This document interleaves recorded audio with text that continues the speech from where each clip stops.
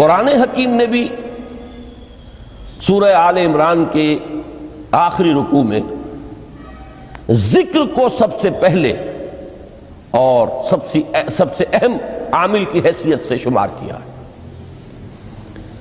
چنانچہ اس کی پہلی آیت جو ہے سورہ آل عمران کے آخری رکوع کی، اس میں تو وہی مضمون جو میں بیان کر چکا وہ آیا ہے، ان فی خلق السماوات والارض واختلاف اللیل والنہار لآیات لأولی الالباب،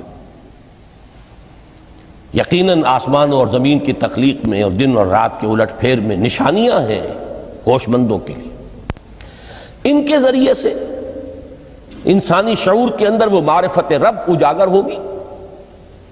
وہ پہلا مرحلہ اس نے طے کر لیا، وہ ڈورمنٹ معرفت اب ایکٹیویٹ ہو گئی۔ اب مزید فکر کا مرحلہ ہے جو اگلی آیت میں آیا ہے،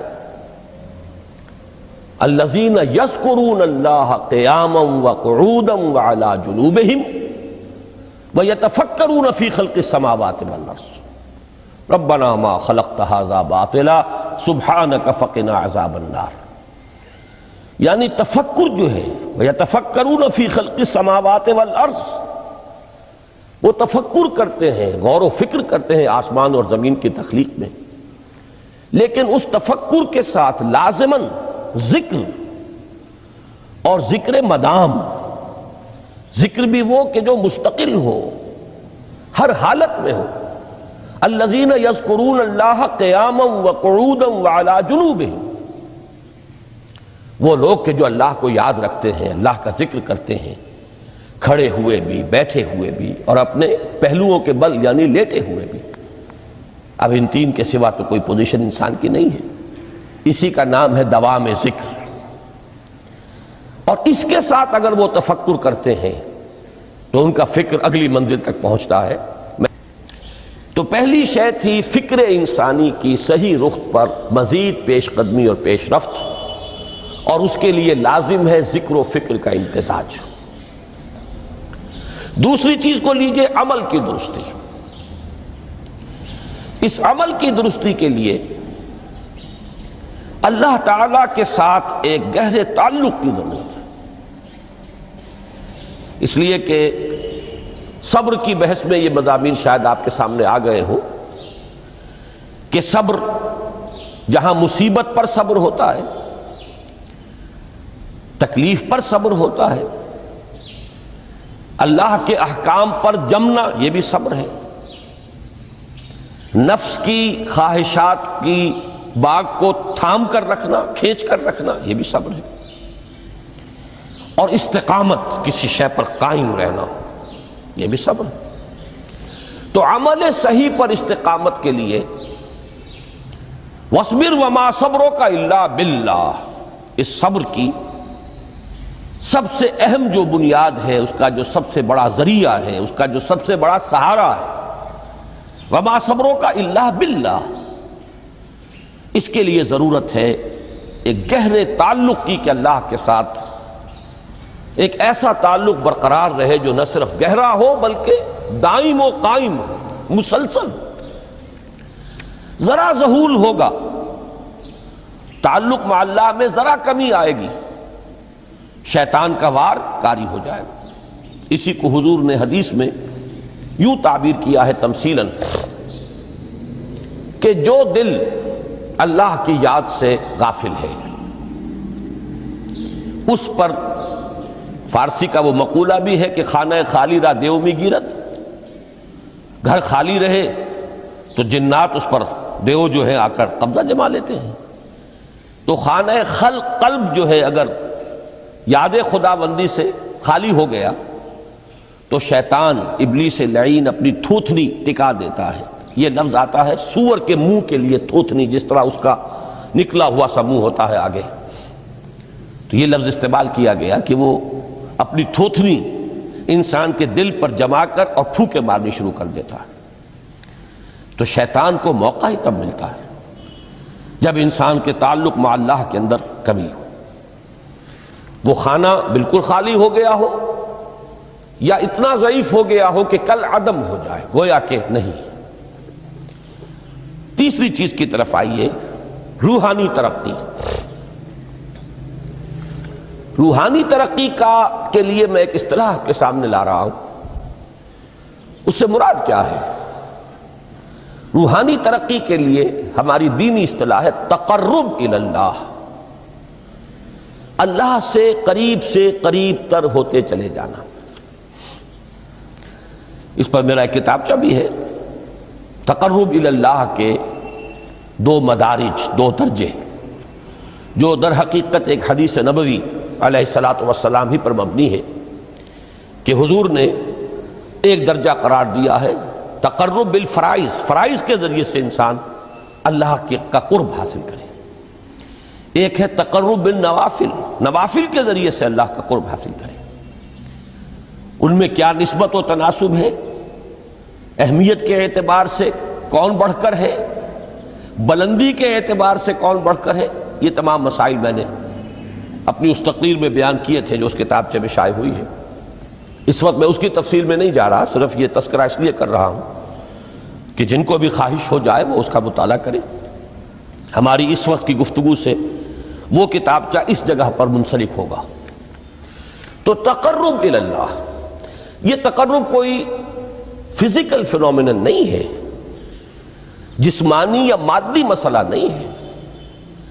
اللہ سے قرب یہ نہیں ہے کہ کوئی کروڑوں میل کا فاصلہ ہے، اب ہمیں کوئی رسی پر چڑھنا ہے اوپر بڑی محنت اور مشقت سے، فصل تو ہے ہی نہیں، فاصلہ ہے ہی نہیں، بعد ہے ہی نہیں۔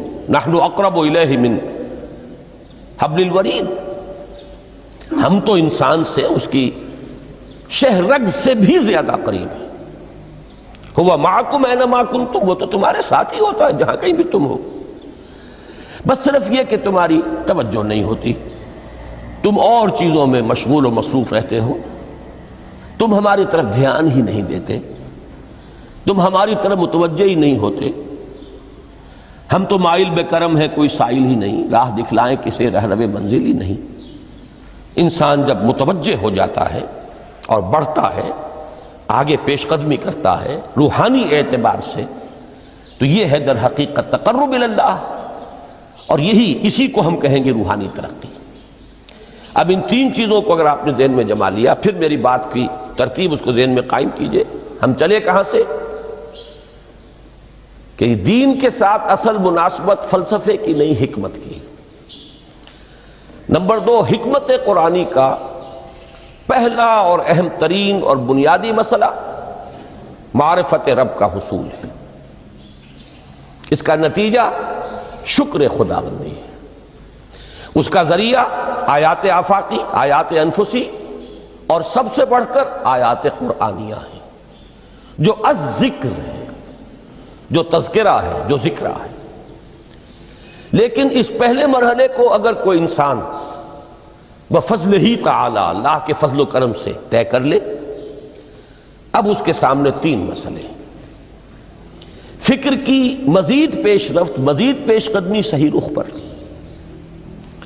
اس کے لیے ذکر اور فکر دونوں کا امتزاج لازمی ہے۔ فقر قرآن اختلاط ذکر و فکر۔ الذین یذکرون اللہ قیاما وقعودا وعلی جنوبہم ویتفکرون فی خلق السماوات والارض۔ دوسری شے عمل کا درست رہنا، نہ افراط و تفریط ہو، عدم توازن ہو، نہ انسان نفس سے مغلوب ہو جائے، نہ انسان جذبات کی رو میں اندھا ہو جائے، نہ انسان ماحول سے مرعوب ہو کر متاثر ہو جائے، صحیح رخ پر اس کا عمل۔ نمبر 3، روحانی ترقی، جو اصل حاصل ہے، جو اصل مقصود ہے۔ نمبر 2 چیز کے لیے تعلق مع اللہ ضروری، نمبر 3 کے لیے تقرب الی اللہ ضروری۔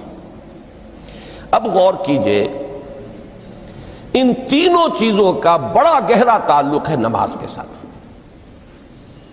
ان تینوں کے لیے ستون کی حیثیت نماز کو ہے۔ لہذا ایمان کے بعد یا معرفت رب کے بعد حکمت دین کا اہم ترین مسئلہ نماز، صلاۃ۔ اس لیے کہ ایک طرف یہ انسان کو اللہ کے ساتھ ایک گہرے تعلق کا ذریعہ فراہم کرتی ہے، اپنے تمام مصروفیات میں سے ان مشغولیتوں میں جن میں گم ہونے کا خدشہ ہوتا ہے، نکلو۔ 24 گھنٹے کے معمولات میں سے کم 5 مرتبہ تو لازماً نکلو، اور اپنے آپ کو ذرا، اپنے حواس کو بھی، اپنی باطنی کیفیات کو بھی ذرا تازہ کرو۔ اگر کوئی گندگی، نجاست، کسی طرح کی ناپاکی کا کوئی معاملہ ہے، طہارت حاصل کرو۔ طہارت سے تمہارے اندر روح کو بھی بالیدگی ہوگی، تمہارے حواس بھی تازہ ہوں گے، تم گویا کہ بحیثیت کل تمہاری ہستی چاق و چوبند ہو جائے گی۔ وہ کسل، وہ سستیاں، وہ جو ایک کثافتیں ہوتی ہیں، ان سب سے نجات حاصل کرو، اور اب اپنے رب کے حضور میں کھڑے ہو جاؤ، اس کے ساتھ اپنا عہد بھی تازہ کرو، اس کی اہم صفات کو بھی اپنے ذہن میں پھر مستحضر کرو۔ یہی وجہ ہے، دیکھیے میں نے جو آیات آپ کو شروع میں سنائی تھی، سورہ لقمان کی 2 آیتیں، پہلی آیت میں اس کا ترجمہ کر چکا، دوسری آیت وَلَقَدْ وَإِذْ قَالَ لُقْمَانُ لِابْنِهِ وَهُوَ يَعِظُهُ يَا بُنَيَّ لَا تُشْرِكْ بِاللَّهِ إِنَّ الشِّرْكَ لَظُلْمٌ عَظِيمٌ۔ اس کے بعد درمیان میں کچھ مضمون آ کر پھر وہ آیہ مبارکہ آئی، یا بنی اقم الصلاۃ وامر بالمعروف وانہ عن المنکر واصبر علی ما اصابک۔ گویا کہ اہم ترین چیز، بنیادی ترین چیز، اللہ کو محض پہچان لینا کافی نہیں ہے، یاد رکھنا ضروری ہے۔ اللہ یاد رہے گا تو فکر صحیح آگے بڑھے گا، اللہ یاد رہے گا اور اس کے ساتھ ایک گہرا تعلق جو ہے برقرار رہے گا تو عمل درست رہے گا۔ بالکل یہی بات سورہ طٰہٰ میں جو پہلی وحی حضرت موسیٰ علیہ السلام پر ہوئی، اور پہلا مخاطبہ ہے، چونکہ حضرت موسیٰ کو یہ انبیاء کرام کے مقدس گروہ میں ایک امتیازی حیثیت حاصل ہے کہ ان سے براہ راست گفتگو ہوئی ہے، اگرچہ صرف ایک پردہ تھا، اوٹ من ورائے حجاب گفتگو ہوئی ہے، لیکن یہ کہ کوئی فرشتے کا درمیانی جو ہے وہ لنک نہیں تھا، براہ راست اللہ تعالیٰ نے حضرت موسیٰ علیہ السلام سے کلام فرمایا۔ کلم اللہ موسیٰ تکلیما، موسیٰ سے تو اللہ نے کلام فرمایا جیسے کہ کلام کیا جاتا ہے۔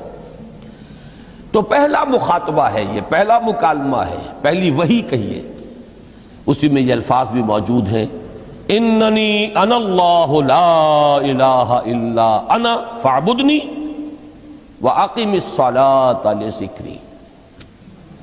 یہ گویا کہ حکمت قرآنی کا ایک بہت بڑا خزانہ ہے یہ آیت مبارکہ، کہ خود حضرت موسیٰ علیہ السلام کو جو ہدایت دی جا رہی ہے، میں ہوں، میں اللہ، اننی انا اللہ لا الہ الا انا، میرے سوا کوئی معبود نہیں، فاعبدنی، بس میری بندگی، میری عبادت، میری پرستش، میری محبت، اس کو اختیار کرو۔ وَأَقِمِ الصَّلَاةَ لِذِكْرِي، اور نماز کو قائم رکھو میری یاد کے لیے۔ بلکہ اسی سلسلہ کلام میں آگے چل کر سورہ طٰہٰ میں آتا ہے، کافی گفت و شنید کے بعد جب حضرت موسیٰ نے کچھ معذرت بھی کی، کچھ دعائیں بھی کی، اللہ نے ایک دعا قبول بھی کی کہ ان کے بھائی کو بھی شریک کر دیا، حضرت ہارون کو بھی۔ اس کے بعد پھر جب فرمایا کہ اب جاؤ فرعون کی طرف، تو اس میں فرمایا وَلَا تَنِيَا فِي ذِكْرِي، اور دیکھنا یہ جو عظیم مشن تمہارے کندھے پر آ گیا ہے، بڑا بھاری اور کٹھن ایک فرض ہے جو تم پر عائد ہو گیا ہے، اس کے لیے سب سے بڑی تمہارے پاس جو قوت کا ذریعہ ہے وہ نماز ہے۔ اقیم فلا تنیا عن ذکری، میری یاد میں کبھی غفلت نہ کرنا، اس میں کبھی کوئی کمی نہ آنے دینا۔ جیسا کہ میں نے عرض کیا تھا کہ جیسے ہی وہ تعلق جو ہے کمزور پڑتا ہے یا منقطع ہو جائے معاذ اللہ، تو پھر انسان گویا کہ شیطان کے لیے ایک لقمہ تر بن جاتا ہے۔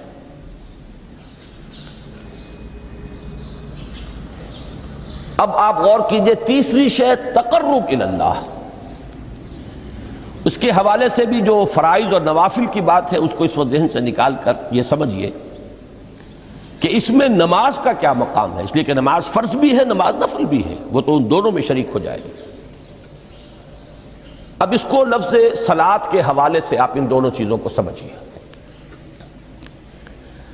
صاد لام واو یا یہ چونکہ حروف علت ایک دوسرے سے بدلتے رہتے ہیں، یہ جو مادہ ہے اس کی جو خالص لغوی اصل ہے، جو خالص عربی زبان میں اس کا بنیادی مفہوم ہے، وہ آگ جلانا یا آگ تاپنا یا آگ سینکنا، حرارت حاصل کرنا۔ لہذا بار بار آتا ہے جہنم کے ذکر میں، اسلوہا، اب جلو اس میں، تاپو اس کو، یہ سینکے گی تمہیں۔ بلکہ تفتلون کا لفظ آیا ہے حضرت موسیٰ کے کلام میں، جب وہ گئے تھے کوہ طور پر، جب پہنچ گئے تو تھے آگ تک کی تلاش میں، لعلکم تفتلون، تو اپنے اہل خانہ سے یہی کہا تھا کہ مجھے کہیں وہ روشنی نظر آ رہی ہے، غالباً کوئی وہاں سے آگ مل سکے گی، ورنہ یہ کہ کوئی رہنمائی کو رستہ مجھے مل سکے گا، میں وہ آگ لے آؤں گا، کوئی چنگاری وہاں سے لے آؤں، لعلکم تفتلون، تاکہ تم، اب یہ اصطلاح در حقیقت باب افتعال ہے، اور یہ تے یہاں پر توئے کی شکل اختیار کر گئی، تا نے توبن کی صورت اختیار کی صاد کی وجہ سے۔ بہرحال اس کا سب سے بنیادی مفہوم جو ہے وہ ہے تاپنا، سکائی حاصل کرنا، حرارت۔ اس کے حوالے سے سمجھ لیجئے کہ سب سے بنیادی تعلق اس کا جو ہے وہ روح کے ساتھ ہے۔ روح میں محبت خداوندی کی آگ اگر ٹھنڈی پڑ گئی ہو، اگر محبت خداوندی کی حرارت میں کمی ہو رہی ہو، تو اس کو اثر نو، جس کو کہ میں آج سوچ رہا تھا تو ایک لفظ ذہن میں آیا کہ جیسے بیٹری اس کو ریچارج کیا جاتا ہے، اسی طریقے سے روح کے اندر محبت خداوندی کی اس حرارت کو اثر نو تازہ کرنا، یہ ہے در حقیقت نماز کا اصل مقصد۔ اس لیے کہ اس لفظ کا بنیادی مفہوم، اصل لغوی مفہوم تو یہ، اگرچہ اس کا سب سے زیادہ کثرت سے جو استعمال ہوتا ہے، اور لفظ صلاۃ جس سے در حقیقت جس تصور پر مبنی ہے وہ ہے اقدام، کسی کی طرف متوجہ ہونا اور پھر دعا۔ صلاۃ کا سب سے قریبی مفہوم لفظی جب بیان کیا جائے گا، اس سے مراد، اس کے معنی، تو دعا اس میں اہم ترین ہے۔ کسی کی طرف توجہ کرنا، مناجات کرنا، گفتگو کرنا، مخاطبہ، مکالمہ، دعا، یہ در حقیقت صلاۃ کا سب سے بڑا اصطلاحی مفہوم ہے۔ لیکن جو اس کا مادہ ہے، صاد لام واو یا صاد لام یا، اس کا اصل مفہوم جو ہے وہ تاپنا، حرارت حاصل کرنا۔ تو ان دونوں کے حوالے سے عرض کر رہا ہوں، وہ تاپنا اور حرارت حاصل کرنا وہ ہے روح کے اعتبار سے۔ وہ جو کہا اقبال نے کہ بجھی عشق کی آگ اندھیر ہے، مسلمان نہیں راہ کا ڈھیر۔ یہ عشق کی آگ جب بجھ جاتی ہے، در حقیقت یہی تو انسان کی روحانی موت ہے۔ جب یہ نہ رہے تو چاہے منطق میں بہت انسان ماہر ہو، مجھے اقبال کا ایک شعر یاد آیا ہے تقابل کرتے ہوئے، ایک انسان محکوم اور ایک انسان حر، آزاد انسان، ان کی نفسیات میں جو بنیادی فرق علامہ اقبال نے مختلف مواقع پر بیان کیے ہیں۔ محکوم ہے بیگانہ اخلاص و مروت، ہر چند کے منطق کی دلیلوں میں ہے چالاک۔ تو منطق کی دلیلوں میں انسان چالاک ہو جائے اور وہ لغت ہائے حجازی کا وہ ایک خزانہ بن جائے، اسے تمام الفاظ کے معنی یاد ہوں، وہ بڑے مسائل فقہ کے اسے ازبر ہوں، جزیات، بے انتہا جزیات جو ہیں وہ مستحضر ہوں، فلسفے کے بڑے بڑے مسئلے اس نے حل کر لیے ہوں، لیکن اگر روح میں وہ اللہ کی محبت کی آگ نہیں ہے، وہ تپش نہیں، بجھی عشق کی آگ اندھیر ہے، مسلمان نہیں راہ کا ڈھیر۔ اسی کے حوالے سے آج مجھے یاد آیا تھا کہ وہ جو بڑی سادہ سی ایک نظم ہے اللہ تعالیٰ سے دعا، یا رب دل مسلم کو وہ زندہ تمنا دے، اس میں بھی جو الفاظ آئے ہیں جو روح کو گرما دے اور قلب کو تڑپا دے، یہ ہے اصل جو مقصود ہے نماز کا۔ اور یہی وہ چیز ہے جیسا کہ میں نے عرض کیا تھا کہ نگاہوں سے اوجھل، یہ پہلو سامنے ہے ہی نہیں، دوسرا پہلو سامنے ہے اور وہ بھی میرے نزدیک بہت اہم ہے، بہت بنیادی ہے، اس میں کوئی شک نہیں، لیکن یہ ہے بلند ترین منزل کہ تقرب الی اللہ، اس کے لیے در حقیقت یہ کس لیے درکار ہے؟ روح کے اندر عشق کی حرارت اور گرمی تازہ ہو جائے۔ بسا اوقات یہ اندر دب جاتی ہے، جیسے انگارہ ہوتا ہے آگ کا، اس کے اوپر خاک اور راکھ آ جاتی ہے، اندر کچھ ہوتی ہے، آگ دبی ہوئی سمجھ، آگ بجھی ہوئی نہ جان، اس دبی ہوئی آگ کو پھر ایک شعلہ بنانا، پھر اس کے اندر ایک حیات تازہ پیدا کرنا، یہ ہے نماز کا اہم ترین اور بلند ترین مقصد۔ لیکن اس کے ساتھ ہی اس نماز میں ذکر ہونا، اس کا یہ ذکر ہے، اور ذکر کی جب میں فہرست بیان کیا کرتا ہوں بہت سے حضرات کے سامنے ہوگا کہ ذکر کا در حقیقت مفہوم ہے استحضار اللہ فی القلب۔ ہمارے ہاں غلطی سے جو ذرائع ذکر ہے انہیں ذکر قرار دے دیا گیا ہے۔ نماز ذکر نہیں ہے، نماز ذکر کا ذریعہ ہے۔ اقیم الصلاۃ لذکری، نماز قائم کرو میرے ذکر کے لیے۔ یہ اللہ اللہ کہنا یا ادعیہ معصورہ جو حضور صلی اللہ علیہ وسلم کی مسنون دعائیں ہیں، انہیں اپنے تمام معمولات دنیاوی کے ساتھ ساتھ ان دعاؤں کو بھی انسان پڑھتا رہے، اللہ سے دعا کرتا رہے، یہ تمام ذرائع ذکر ہیں۔ سبحان اللہ الحمدللہ الحمدللہ، اس کا آپ ورد کیجئے، یہ بھی ذریعہ ذکر ہے۔ حقیقت میں ذکر ہے استحضار اللہ فی القلب، اللہ کو دل میں لے آنا، اللہ کو دل میں حاضر کر لینا، اصل میں تو ترجمہ ہوگا، لیکن حاضر جاننا، یہ کیفیت جو ہے انسان کو حاصل ہو جائے۔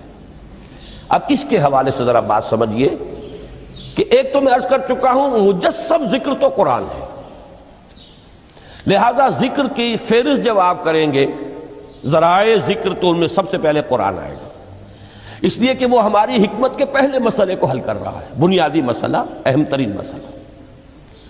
دوسرے نمبر پر ذکر جو ہے، اب اس کے لیے کچھ اصطلاحات جو میرے مختلف دروس میں شاید آپ کے سامنے بعد میں آئیں یا پہلی آ چکی ہوں، ان کے حوالے سے میری بات سمجھیے۔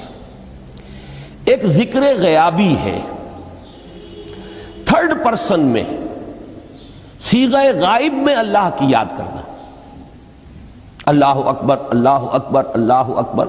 ابھی اللہ اکبر جو ہے یہ جملہ اسمیہ خبریہ ہے، ایک حقیقت کی تکرار آپ کر رہے ہیں، اللہ سب سے بڑا ہے، اللہ سب سے بڑا ہے، سبحان اللہ سبحان اللہ سبحان اللہ۔ یہ در حقیقت ذکر غیابی ہے کہ آپ اس میں مخاطب نہیں ہیں اللہ سے، ایک ذکر خطابی کہیں یا ذکر حضوری کہیں، جس میں مکالمہ ہوتا ہے، جس میں گفتگو ہوتی ہے۔ تو نماز در حقیقت ذکر حضوری اور ذکر خطابی کی بلند ترین شکل ہے۔ اس لیے میں نے عرض کیا تھا کہ نماز کے لفظ یا صلاۃ کے لفظ، یہ اصطلاحی معنی جو اکثر و بیشتر کیے جاتے ہیں، وہ ہے دعا، اور دعا میں ہوتا کیا ہے؟ مکالمہ ہے، مخاطب، اے اللہ، اے میرے رب، اے پروردگار۔ پھر یہ کہ اس میں اقدام اور کسی کی طرف متوجہ ہونا، یہی وجہ ہے کہ افتتاح صلاۃ، نماز کو شروع کرنے کے لیے، ایک تو وہ الفاظ جو قرآن مجید میں آئے ہیں، انی وجہت وجہی للذی فطر السماوات والارض حنیفا وما انا من المشرکین، یہ ہے توجہ کا ارتکاز، بشرطے کہ یہ صرف الفاظ ہی نہ نکل رہے ہوں، واقعتاً یہ تعبیر ہو اس وقت کی انسان کی نفسیاتی کیفیت کی، کہ شعوری طور پر وہ فیصلہ کرتا ہے کہ اب میں منقطع ہو رہا ہوں، ہر چہار طرف سے اپنی توجہ کو ہٹا کر، ہر مسئلے سے اپنے آپ کو خالی و ذہن کر کے یعنی ظاہری اور باطنی دونوں اعتبار سے میں اپنی توجہ کا ارتکاز کر رہا ہوں اس ذات کی طرف جس نے آسمانوں اور زمین کو پیدا کیا، اور بالکل یکسو ہو کر رہا ہوں۔ انی وجہت وجہی للذی فطر السماوات والارض حنیفا وما انا من المشرکین۔ اور دوسری وہ جو دعا جس سے ہم افتتاح کرتے ہیں اپنی نماز کا، دیکھیں اس میں خطاب کا کس قدر اہتمام، وہاں سبحان اللہ نہیں ہے، سبحانک اللہم، پاک ہے تو اے رب ہمارے، وبحمدک وتبارک اسمک وتعالی جدک۔ اب آپ غور کر رہے ہیں، یہ ہے تخاطب، براہ راست مخاطب ہونا ہو رہی ہے۔ تو سب سے پہلی بات تو یہ ہوئی کہ ذکر کی ایک شکل ہے ذکر غیابی، دوسری ذکر حضوری، اور ذکر حضوری یا ذکر خطابی کی بلند ترین منزل، بلند ترین اس کا ذریعہ نماز۔ اس کو ایک پہلو سے اور سمجھ لیجئے، سورہ فاتحہ جب پھر ہم پڑھتے ہیں جسے الصلاۃ کہا گیا ہے، جو لب لباب ہے، خلاصہ ہے، اس میں پھر تدریجاً غیاب سے حضور کی طرف پیش قدمی ہوتی ہے۔ الحمدللہ رب العالمین الرحمن الرحیم مالک یوم الدین، یہ ذکر غیابی ہے، اس میں ابھی خطاب نہیں آیا، یہ وہی جملہ اسمیہ ہے۔ کل تعریف اس اللہ کے لیے ہے جو تمام جہانوں کا پروردگار ہے، مالک ہے، جو رحمان ہے، رحیم ہے، جزا و سزا کے دن کا مختار و مالک ہے۔ اب یہ غیاب سے حضور کی طرف، ایاک نعبد و ایاک نستعین اہدنا الصراط المستقیم، یہ ہے وہ۔ اب پہلے ایک معاہدہ ہے، ایک اقرار ہے، اعتراف ہے، وعدہ ہے، اور پھر دعا ہے، استدعا ہے کہ حضور نے فرمایا، یقول اللہ تعالی، اللہ یہ فرماتا ہے، اسی لیے اس کو حدیث قدسی کہیں گے، قسمت الصلاۃ بینی و بین عبدی نصفین، میں نے نماز کو اپنے اور اپنے بندے کے مابین آدھا آدھا تقسیم کر دیا ہے۔ اب یہاں تک تو جملہ ہے اللہ کا، یہ ہے حدیث قدسی۔ اب آگے جو ہے نریشن اس کی جو ہے حضور صلی اللہ علیہ وسلم کی جانب سے ہے، یعنی خبر دے رہے ہیں وہ اللہ کی طرف سے ہی۔ ویسے تو تمام احادیث ہی گویا کہ ہم سمجھتے ہیں انسپائرڈ تو اللہ کی طرف سے ہی ہے، لیکن یہ کہ جہاں صراحت ہو کہ اللہ کہتا ہے وہ حدیث قدسی ہے۔ تو یقول اللہ تعالی قسمت الصلاۃ بینی و بین عبدی نصفین، یہاں تک تو حدیث قدسی ہے۔ اب دوسری عام حدیث ہے، اذا قال العبد الحمد للہ رب العالمین یقول اللہ تعالی حمدنی عبدی، جب بندہ کہتا ہے الحمدللہ رب العالمین، پروردگار کہتا ہے میرے بندے نے میری حمد کی۔ جب بندہ کہتا ہے الرحمن الرحیم، پروردگار فرماتا ہے اثنا علی عبدی، میرے بندے نے میری ثنا کی، بڑی تعریف کی۔ جب بندہ کہتا ہے مالک یوم الدین، اللہ فرماتا ہے مجدنی عبدی، میرے بندے نے میری بڑی بزرگی بیان کی ہے، تمجید کی ہے۔ پھر جب بندہ کہتا ہے ایاک نعبد و ایاک نستعین، اللہ فرماتا ہے ھذا ما بینی و بین عبدی ولعبدی ما سأل، یہ ہے میرے اور میرے بندے کے درمیان۔ یہ تو معاہدہ ہے نا، معاہدے میں تو دو فریق جکڑے جاتے ہیں، بند جاتے ہیں، یہ میرے اور میرے بندے کے درمیان ہے، اور میرے بندے نے جو طلب کیا میں نے دیا، اس لیے کہ اس میں طلب بھی تو ہے، ایاک نستعین، تیری مدد چاہتے ہیں، یہ طلب ہے۔ اسی کی شرح ہے جو اب آخری 3 آیتیں ہیں، پروردگار ہم تیری مدد چاہتے ہیں، پروردگار ہم تیری ہی بندگی کرتے ہیں اور کریں گے، اور تیری ہی مدد چاہتے ہیں، چاہیں گے۔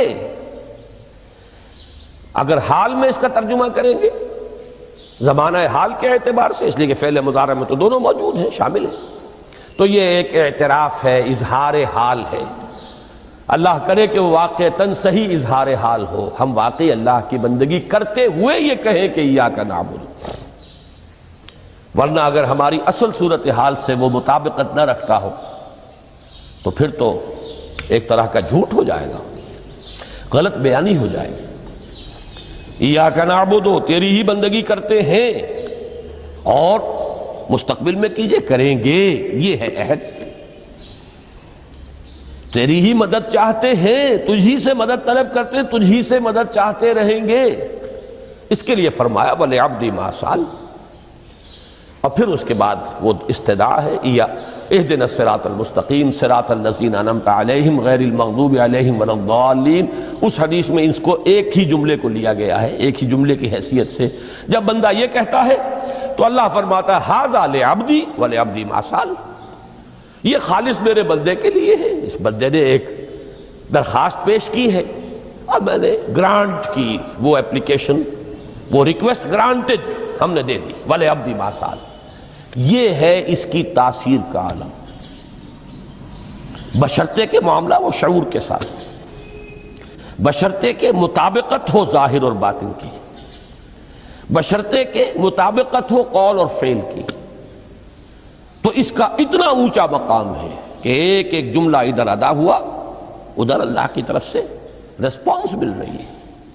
افلاک سے آتا ہے مدینے چلا میں مدینے چلا میں مدینے چلا میں مدینے چلا میں مدینے چلا میں مدینے چلا میں مدینے چلا میں مدینے چلا پھر کرم ہو گیا میں مدینے چلا پھر کرم ہو گیا میں مدینے چلا میں مدینے چلا میں مدینے چلا